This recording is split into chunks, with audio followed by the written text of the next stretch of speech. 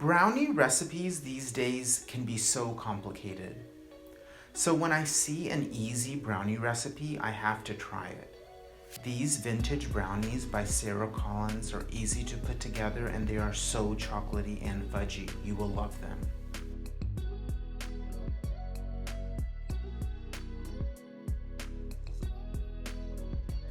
My tripod broke, so I had to film holding the phone. Sorry about that. To a large bowl, add 3/4 cup of all-purpose flour, 1 cup of sugar, and 3 tablespoons of cocoa powder. Also add a pinch of salt.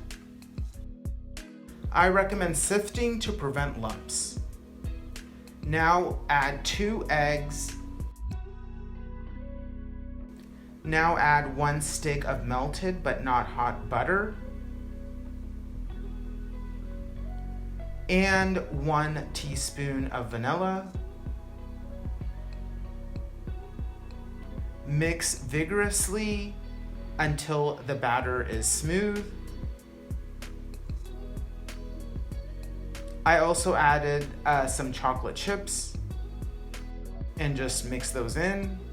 The batter will be thick.